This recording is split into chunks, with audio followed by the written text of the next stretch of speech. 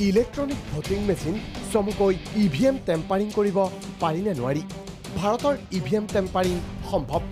ৰিগিঙৰ অভিযোগ বিভিন্ন সময়ত উত্থাপিত হৈ থকাৰ সময়ত নিৰ্বাচনী আয়োগে বাৰে বাৰে আশ্বস্ত কৰিছিল যে ইভিএম টেম্পাৰিং সম্ভৱ নহয় নিৰ্বাচনী আয়োগৰ এই দাবীৰ যথাৰ্থতা নচ্ছাত কৰি বিবিচিয়ে ফাদিল কৰিছে এক চাঞ্চল্যকৰ ভিডিঅ' ভাৰতীয় ইলেক্ট্ৰনিক ভোটিং মেচিন হেক মাৰ্কিন বিজ্ঞানীৰ ইভিএম হেক কৰাৰ কৌশল উদ্ভাৱন ইভিএম হেক কৰাৰ ডিভাইচ তথা সঁজুলি নিৰ্মাণ মোবাইল বাৰ্তাৰে নিৰ্বাচনৰ ফলাফল সলনি কৰা সম্ভৱ ইভিএমত বন্দী ফলাফল কেনেকৈ সলনি কৰিব পাৰি মিচিগান বিশ্ববিদ্যালয়ৰ বিজ্ঞানীয়ে ইণ্টাৰনেটত ভিডিঅ' পোষ্ট কৰি দেখুৱালে কৌশল মোবাইল ফোনেৰে বাৰ্তা প্ৰেৰণ কৰি কেনেদৰে সলনি কৰিব পাৰি নিৰ্বাচনৰ ফলাফল তাক দেখুৱাই দিয়া হ'ল হাইলাক ডিসপ্লে বোৰ্ড প্ৰস্তুত কৰি এই কাৰ্যসাধী কৰা দেখুৱাইছে বিবিচিয়ে